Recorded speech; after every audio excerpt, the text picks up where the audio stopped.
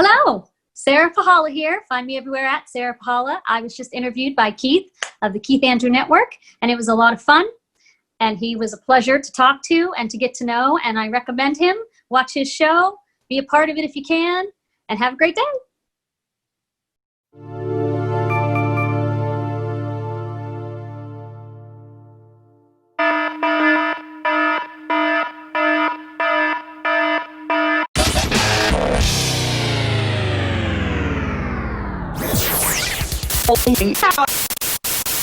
My name is Keith Andrew, and you're watching the Keith Andrew Network. Today we have upcoming professional actress Sarah Puhala.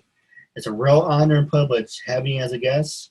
Thank you for joining us, and let's jump right to it. Hello, thank you. I'm very excited to be here, and it's a pleasure to meet you, Keith. No, likewise. For people who want to know what my talk show is about, whole point of my talk show is to show people that even with having a learning disability, I can still amount to something. And at the same time, I'm able to turn myself into an example for people out there dealing with any types of learning disabilities and disabilities to never give up and prove people wrong. Prove to them that labels do not dictate who you are and who you're going to be. It's to prove to them you can still amount to something. So hashtag break the labels. So that being said, half hour, 26 minutes of your time.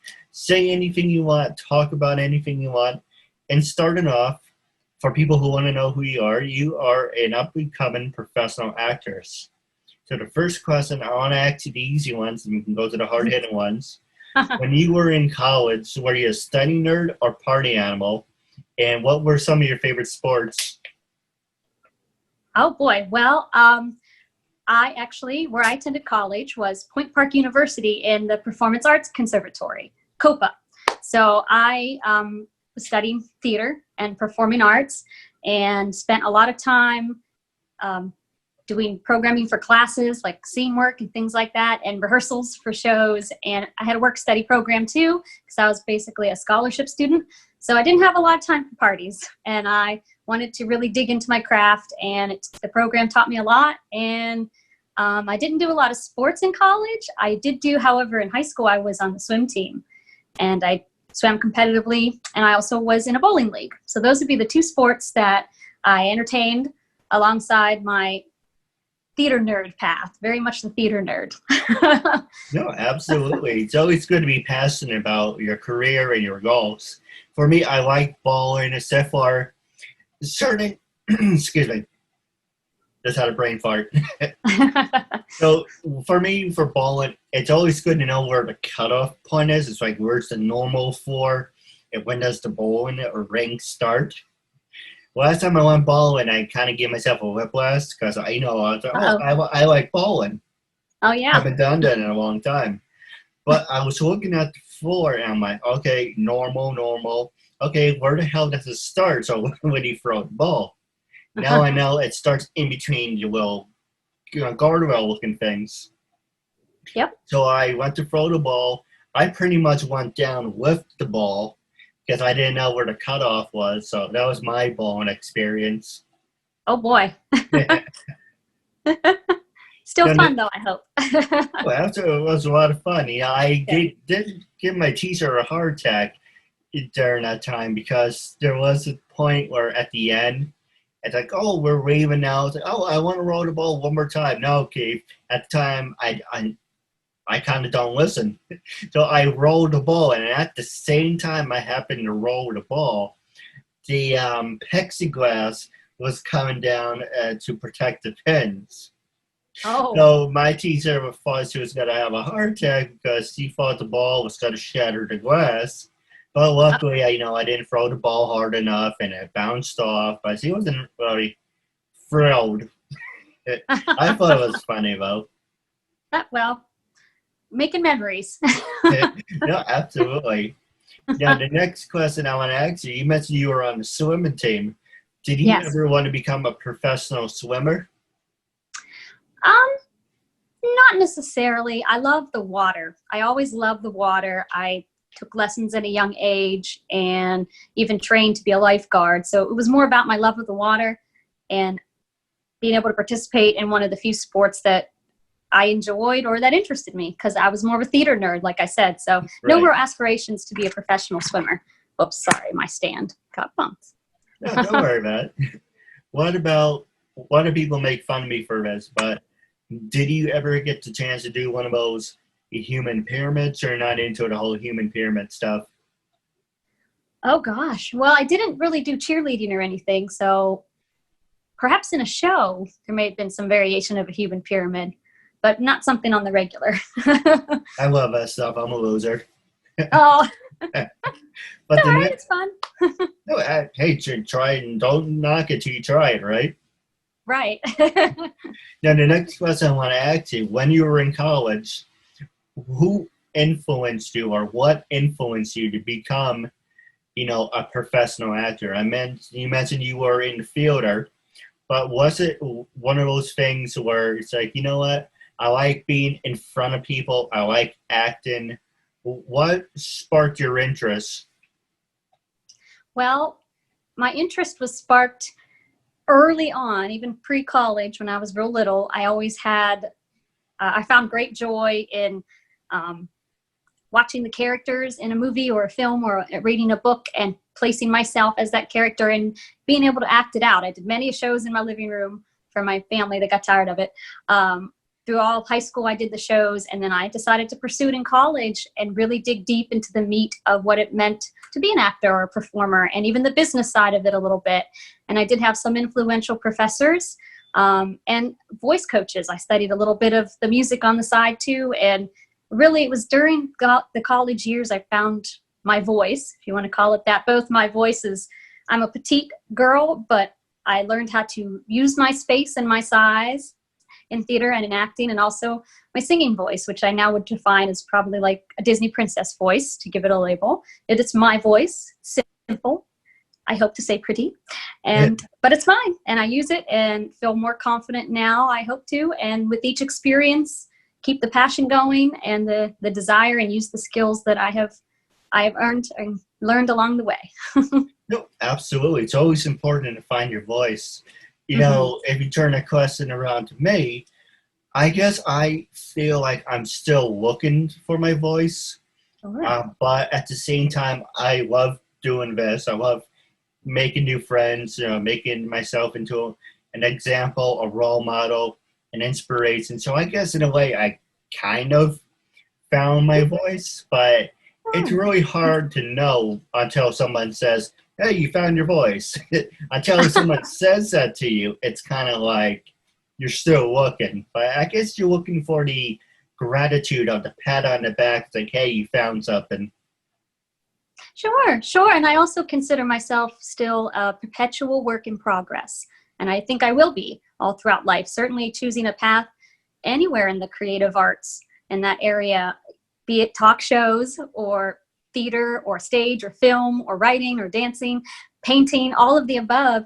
You never stop learning. You never stop to get to be a student to some degree and grow as an artist and grow as a person. And that's something I love about it. And I think a way I'm wired in this life. So it's part of why I do it. And I think I'll always be growing and expanding my voice. And I hope to improve my voice, literally and figuratively. No, absolutely. And I agree with you. You're a perfect example that I was butchering your last name. That's why I called you Ms. Sarah, because it's like, if you can't introduce your guests or say certain words, then how the hell are you supposed to be a talk show host? How are you supposed to do this? Of course, you can always edit. Thank God for editing. You can always edit it and fix it, but I want to be someone to be like, why? Like, okay, let's go back 3 minutes. 3 minutes? Mm-hmm. Dude, we're live. There's no going back on that. So, if you can edit it, it's fine. Like I said, some names are easier than for others to pronounce. My big thing is I have a disability. So for me, I have it on text-to-speech. And, I have it, if it pronounces it for me, I can remember it after 5 or 6 times. And other names, I can just, jump right into it.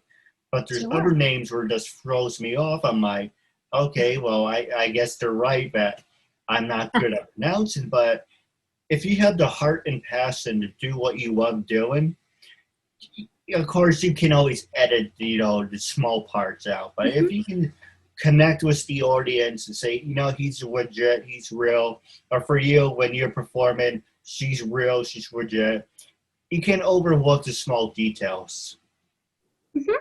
Sure. And for me, I feel like, because my first name, Sarah, is classic, but yet common, lots of Sarahs, identity crisis all around. But my last name, Puhala, makes me more unique.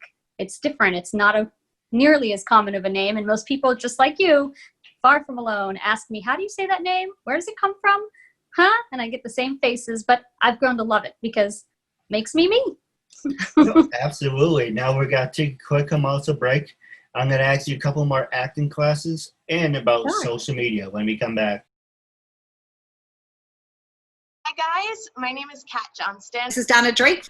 This is Kayleen. Hi, my name is Kara Svucek. I'm Julia Brothers. Jenna Curtis. Hey, I'm Jenny Fine. Hi, it's Mimi Chin. Hi, my name is Ella Dorsch. My name is Shauna Toft. Hey guys, I'm Anastasia Edwards. Hi, this is Jackie Nunez. Actress Becky Hayes. Hi, I'm Amelia Rose. Hey there, I'm Saki Mieta. Hi guys, I'm Alexandria Denise, and you're watching Keith Andrews' show. Okay.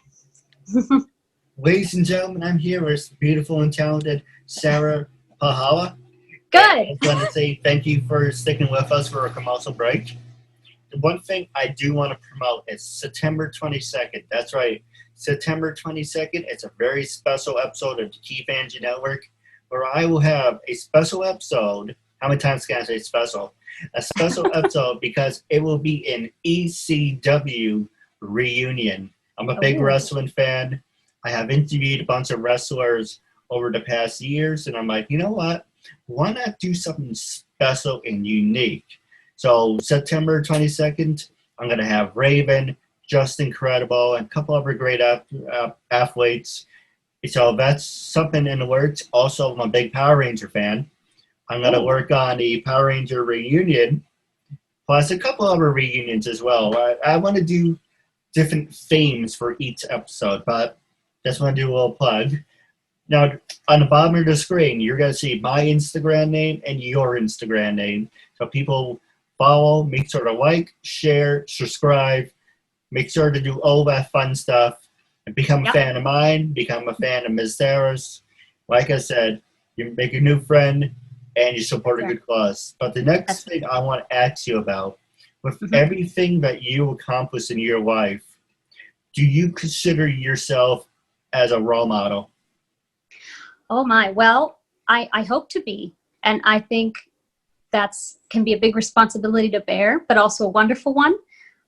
In addition, as a performer and as an actor, I certainly do. In addition to performing, I've taught theater classes and arts classes, and certainly to any students that I work with, I hope to be a role model for them in the world of the arts. And alongside of what I do in the arts, I work in the behavioral health and mental health fields with young clients, and I certainly hope to be a good role model for them. And that is something I strive to do, and I'd like to think that I can be. And even through the world of social media, you never know who might happen on your page, your website, or any of those things, or some work that you do as a performer. You put yourself out there in the public, and certainly I'd like to be able to wear the cap of a role model anytime that it's offered to me. No, absolutely. Now, the next question I want to ask you is acting is designed to be an inspiration to everyone. So the question for you is, give me an example of what inspiration. Oh, you think I would write the word? I would actually pronounce it right. Okay, let me actually rephrase that. As I said, acting is designed to be an inspiration to everyone. What is your top 3 inspirations? My top 3 inspirations. Oh boy, yeah, that's a question. There can be many, but the ones that come to mind, I mean, an obvious one, and many will say it, my mother. She's the woman who raised me. She's brave and strong and supported me in wanting to pursue what I wanted to pursue, and that's a lot. That's important, and that means a lot. And she's seen me perform, and you know, I can turn to her, and she's certainly an inspiration in that way. I have had inspirations with me throughout doing theater and doing arts. I call some of them my stage mamas, you know, and teachers that I've had are all very inspiring. And then just famous people, celebrities. I think of Mariska Hargitay. She does a lot of work with survivors and her advocacy alongside of her work as an actress. And so that's a person that comes to mind as an inspiration, because I appreciate her acting and how she handles herself and wears the cap of role model as well. So I have inspirations in all those areas, and I could go on, but there's many, and I get inspired every day, even just by people I meet, even my clients that I work with and students. They all can inspire me. Absolutely. Now, this one is a two-part question.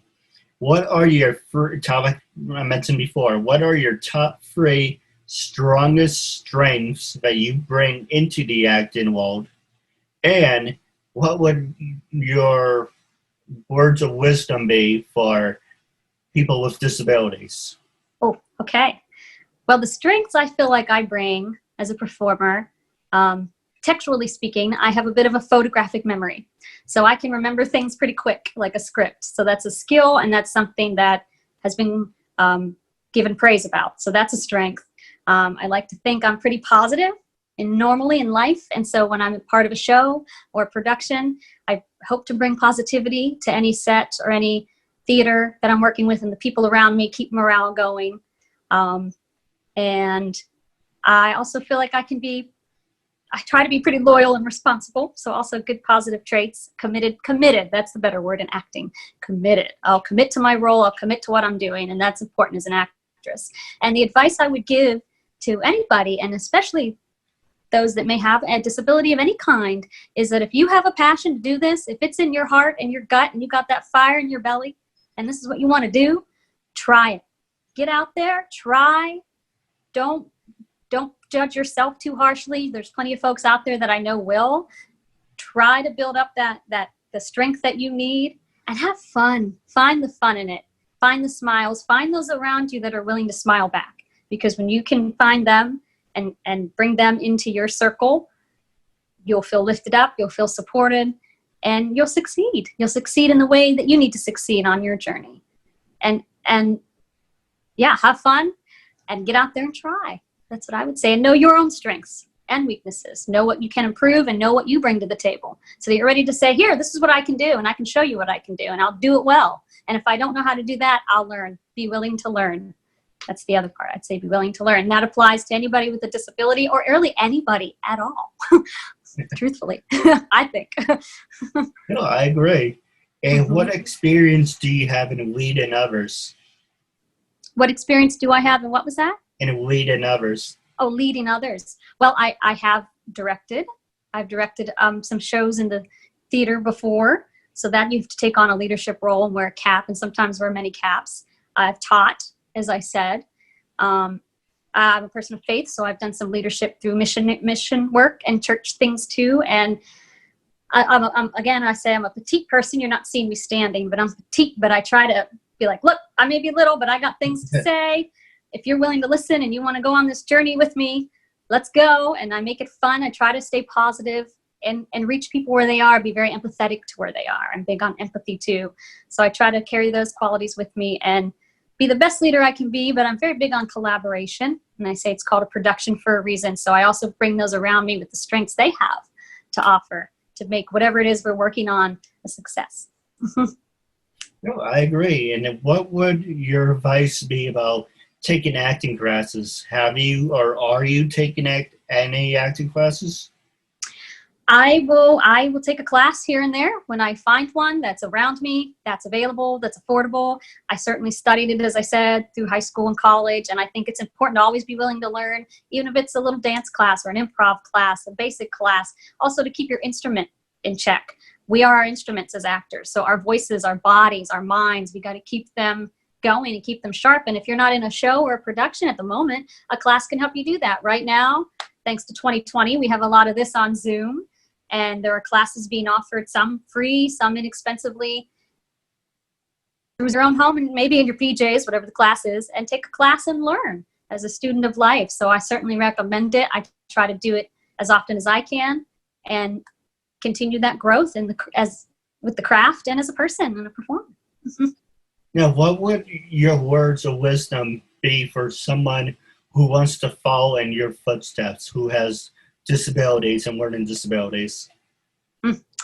Well, kind of as I said before, be willing to try, be willing to learn, and make sure you have some support around you, and have fun.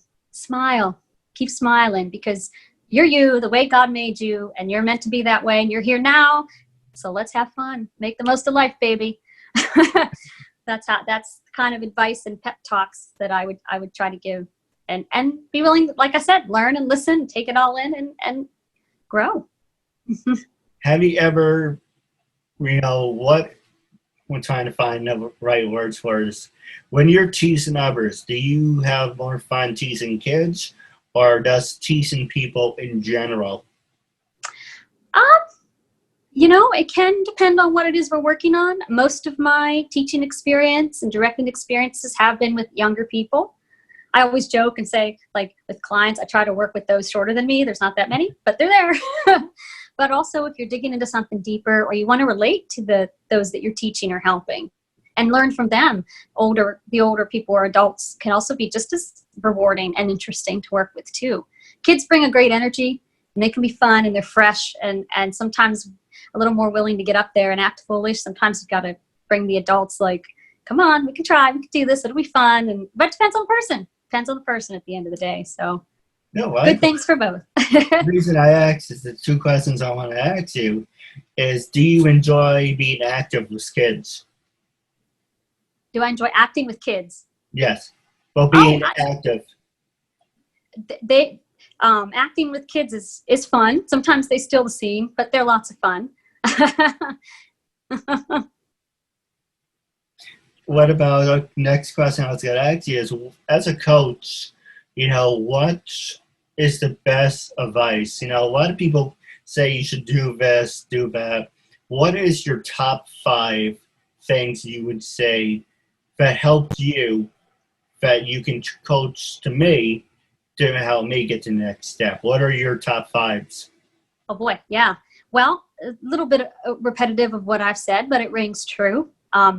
Be willing to try. That's number 1.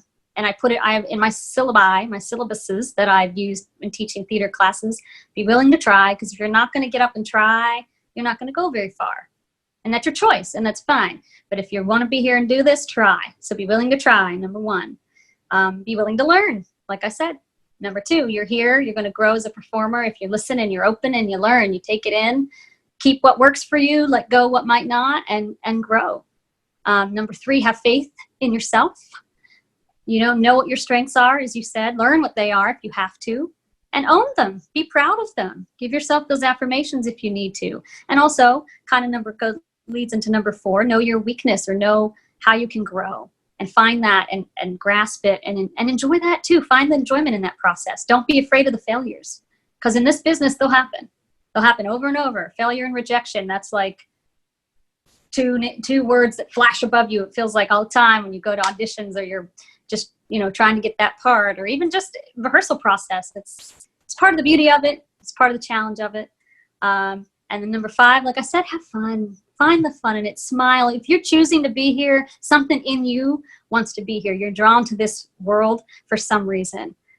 Use that imagination, use that heart, use that spirit that was placed into you, and have fun with it. And enjoy those moments. Embrace those moments that bring you the most fun and most joy.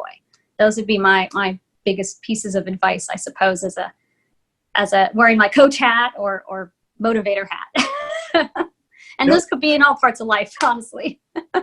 Absolutely. Now I'm going to pass the show over to you as to remain in time. But Okay. The last question I want to add to you is social media.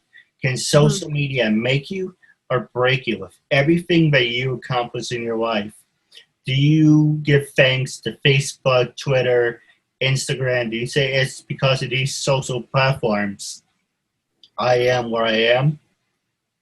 I wouldn't say that it's because of them that I am where I am, because I have to go out and do what I need to do. But they are certainly tools for this generation and this era that are afforded to us, that give you a literal global audience, possibly, because you have an outreach that's big.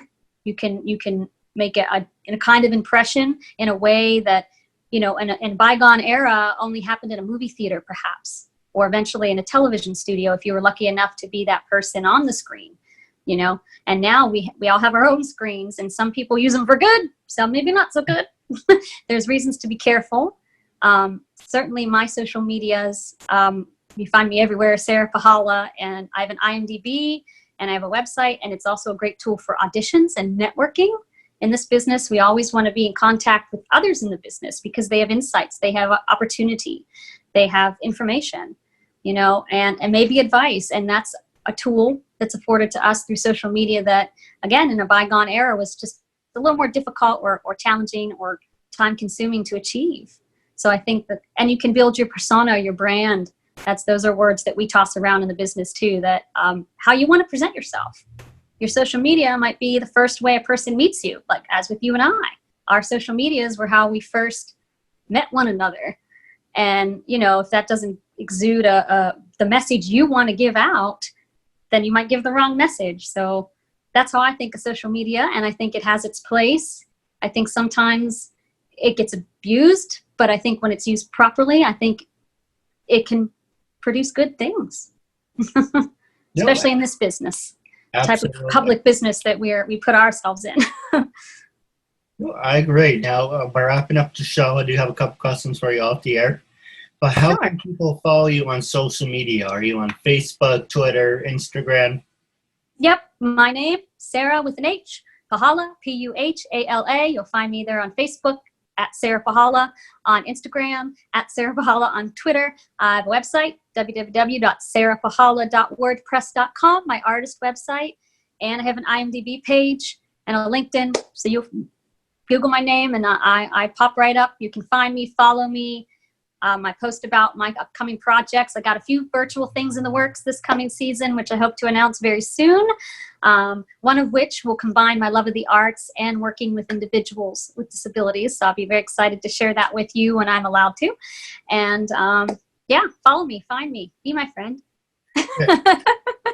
Absolutely. Now, my last question for you, wrapping up the show. When I first approached you to be a guest in my talk show, what was your, I want you to be brutally honest. When I first approached you, what was your first honest opinion? What did you think? And after being a guest, how do you feel now? And would you recommend it to other people? I'll be honest. The first thing I said, I saw your message to me, and I'll go, "Who's this Keith guy?" And I looked you up. I looked at your pages, your website. Took a minute to say, okay, who's this person? What's his show? What's it about? I need to understand, do my research, be safe, be smart. And as I dug into who you were and I saw your platform, I realized that it spoke to me and aligned with me in my areas of life that are important to me, both this acting, performing world and working with individuals with disabilities. And I thought that what you're trying to do here is a good thing. And I watched some of the other interviews that you had done, and it looked like a lot of fun. And here we are in 2020, and this is also something fun to do on a Saturday. And we responded back and forth, and you answered some of my questions, and I answered some of yours, and here we are. And I feel glad that I did this, and to be a part of this, and to have connected with you, Keith. And I would recommend anybody looking for a way to outreach like this, and certainly anybody that has a special place in their heart for the arts and for individuals with disabilities, this would be a good show for you. No, absolutely. And as I always said, you're supporting a good cause and you make a new friend out of it. That's right. With that being said, I do have a couple questions for you off the air. Okay. Wrapping up our interview segment, it was an honor and privilege having you as a guest, and I'm looking forward to part 2 down the road.